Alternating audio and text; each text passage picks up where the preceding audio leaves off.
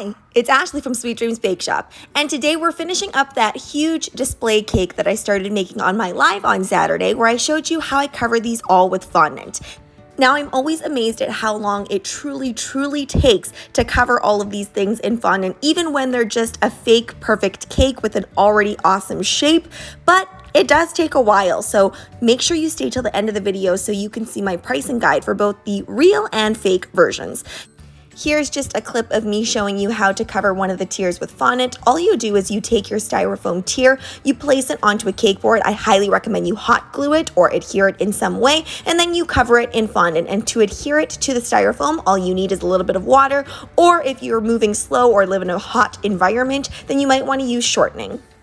I want to make some impressions on this 6-inch tier, so I'm just going to use this mat to make a little bit of an impression. And I always find that I can't get the deepest impression just with pressing that on, so I always go back in with either this tool here or I use one of those tools that kind of rolls at the same time without cutting it.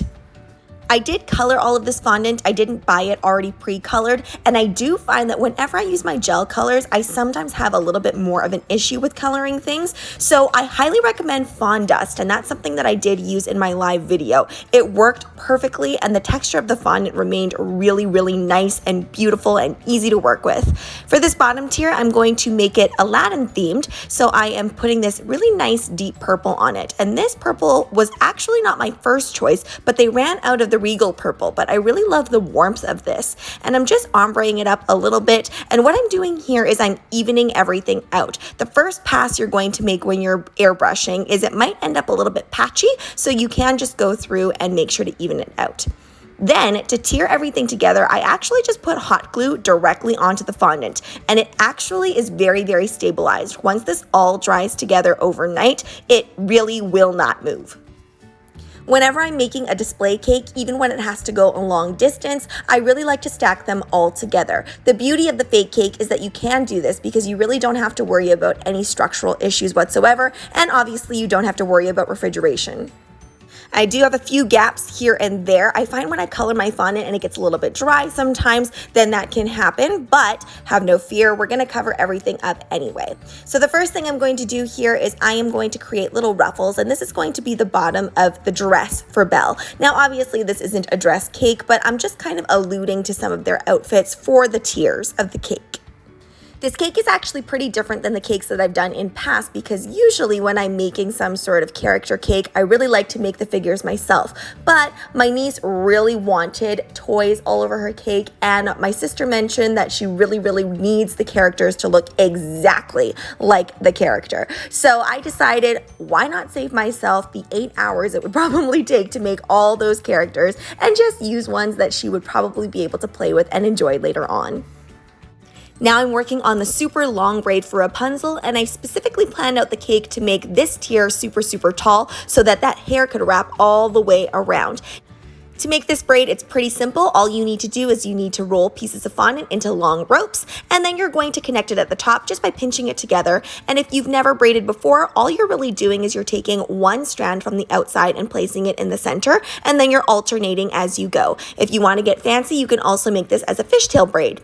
Some tips when you're doing this is you really want to make sure that your fondant is not drying out. So if you do find that as you're doing that, you're getting a lot of cracks happening, just add in a little bit of Crisco or shortening and you will be good to go. I'm also adding in a little bit of texturization here and there as well. To adhere everything to this cake, I'm really using my clothing steamer quite a bit. And because there's not real cake underneath, I am just going in on it a lot, and steaming it over and over again, just to make sure that everything adheres really nicely. I really want each tier to have its own feel, so I really want this tier to be very floral. In the movie itself, there's a lot of flowers in it, and it's really beautiful colors that are nice and bright, so I really want to make sure that I'm adding that in. I think that tier alone took me about an hour to cover in this many flowers.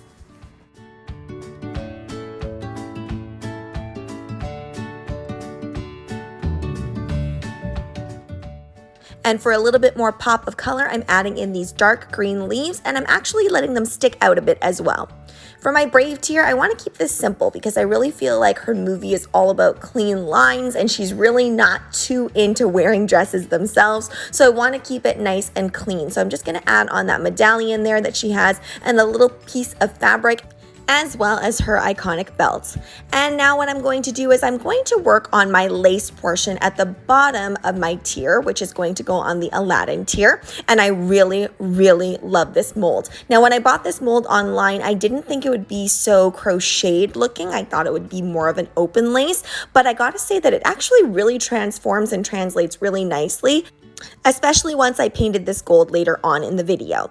Now, I will say it is a little bit tricky at first to make sure that you get the mold out properly. The key is to kind of punch that fondant in there and then just pull it out really gently, and make sure you take off the excess with that little spatula there. Do not use an X-Acto knife. You will ruin your mold.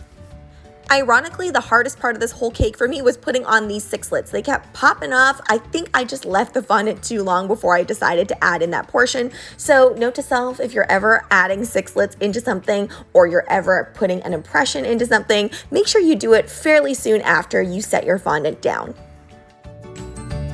I really like to utilize my airbrush on my cakes, so if you don't want to do this, you totally don't have to. You can skip this step. I just think it adds a little bit more definition.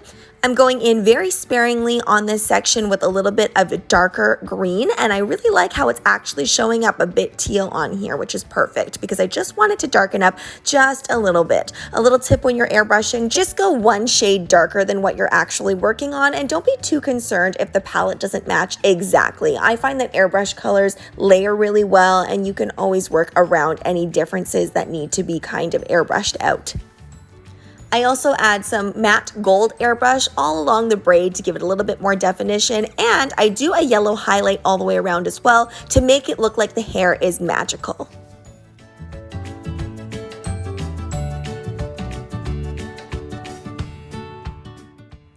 I'm adding on some gold pearls all along these flowers here, and I end up adding some gold pearls as well to the top flowers too, but not on every single one of them, just a few to make them look a little bit more special. Now I'm painting everything gold with a little bit of luster dust mixed with some vodka.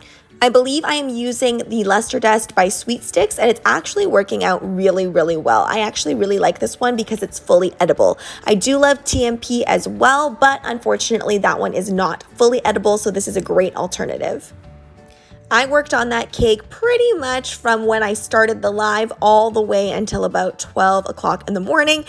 And then I got up bright and early the next morning to make the real tier on top, which is just a really small 4-inch chocolate cake. This is just for the birthday girl. I'm going to cut it in half, and I'm using my Italian meringue buttercream. As always, I'm going to crumb coat this, and literally I decorated this cake in about 10 minutes from start to finish. I was in a little bit of a rush.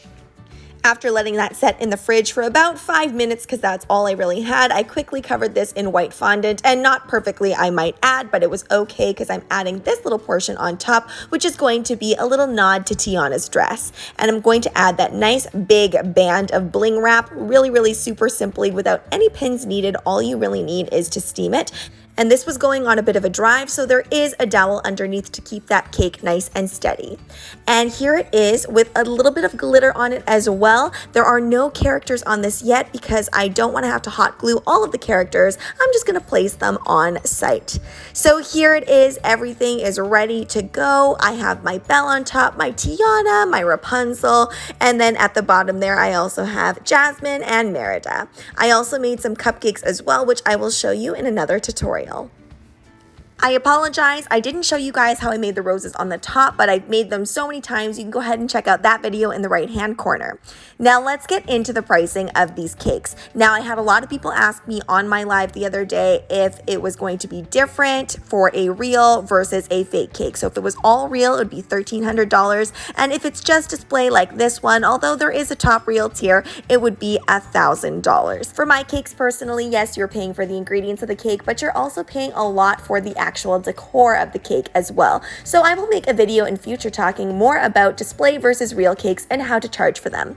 Thanks so much for watching, guys. Don't forget to like, share, and subscribe so you can be part of the Sweetie fam. Right now, I'm uploading daily, so make sure you hit that notification bell so you know when I upload. Also, be sure to comment, request, or ask a question. I love hearing from you guys. Bye!